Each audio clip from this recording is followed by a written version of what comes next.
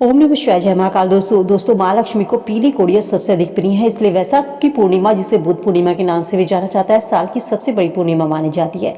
इस पूर्णिमा पर माँ लक्ष्मी को पीली कोड़ियाँ अर्पित करके आप अपने घर में सुख समृद्धि का, माँ लक्ष्मी का आगमन कर सकते हैं।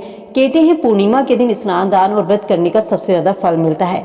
तो चलिए जानते हैं साल 2024 की बुद्ध पूर्णिमा, वैशाख पूर्णिमा कब मनाई जाएगी, पीली कोड़ियों का ये उपाय आपको किस तरीके से करना है, क्योंकि इस उपाय को करने से जीवन में चली आ रही समस्याओं से भी मुक्ति मिलती है, धन से जुड़ी समस्याएं दूर होती है। कहते हैं एकादशी और पूर्णिमा के दिन व्रत करने से सुख समृद्धि आती है। वैशाख पूर्णिमा के दिन स्नान, दान करने से, व्रत करने से पुण्य तो मिलता है। कहते हैं यदि आप गंगा जी में स्नान कर सकते हैं तो सबसे ज्यादा अच्छा काम होता है। यदि आप गंगा जी में स्नान नहीं कर सकते तो इस दिन थोड़ा सा जल अपने नहाने वाले बाल्टी में आप मिला करके घर पर ही स्नान कर सकते हैं। साल 2024 में वैशाख पूर्णिमा 23 मई दिन गुरुवार की है। वैशाख का संबंध जो होता है विशाखा नक्षत्र से माना जाता है।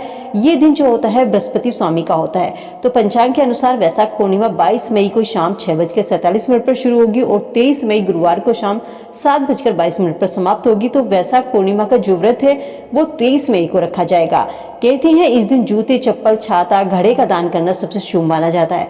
वैशाख पूर्णिमा का दिन जो होता है, इस दिन झाड़ू का दान, काले तिल का दान करने से माँ लक्ष्मी प्रसन्न होती है। इन चीजों के दान करने से मनवांछित फल की प्राप्ति होती है। माँ लक्ष्मी की कृपा घर परिवार पर बनी होती है। इसके अलावा दोस्तों पीली कोड़ियाँ माँ लक्ष्मी को सबसे अधिक प्रिय होती हैं। कहते हैं वैशाख पूर्णिमा के दिन यदि आप 11 पीली कोड़ियां लेकर माँ लक्ष्मी को अर्पित करते हैं और अगले दिन इन कोड़ियों को उठा करके एक लाल रंग के कपड़े में बांधकर जहां पर आप पैसे रखते हैं, तिजोरी में, अलमारी में, वहां पर रख दीजिए। ऐसा माना जाता है कि इन कोड़ियों को तिजोरी में रखने से धन से जुड़ी समस्याएं दूर होती है।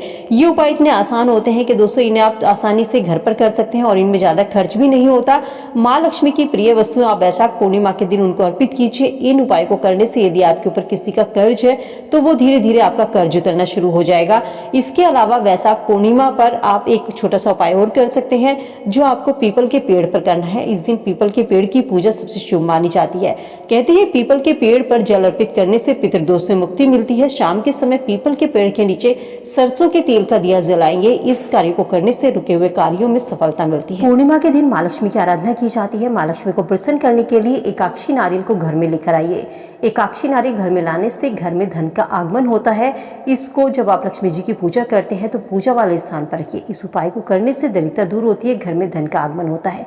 यदि किसी की कुंडली में शनि दोष है तो पीपल के पेड़ की पूजा करने से जातक को लाभ मिलता है, शनि दोष का प्रभाव कम होता है। ये उपाय, ये पूजा आपको पूर्णिमा के दिन करनी है। पूर्णिमा के दिन चंद्रमा को अर्घ्य देना सबसे शुभ माना जाता है। इस दिन चंद्रमा को कच्चे दूध में थोड़ी सी चीनी मिलाकर चंद्रमा को अर्घ्य दीजिए।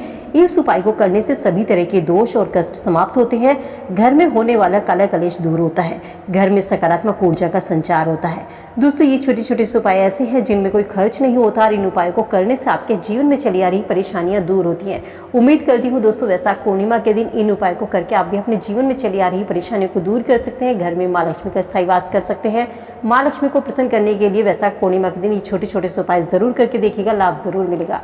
उम्मीद करती हूँ वीडियो में दी गई जानकारी आप सबके लिए हेल्पफुल होगी। वीडियो अगर पसंद आई तो लाइक शेयर करना मत भूलिएगा। मिलते हैं नई वीडियो में नई जानकारी के साथ। स्वस्थ रहिए, खुश रहिए।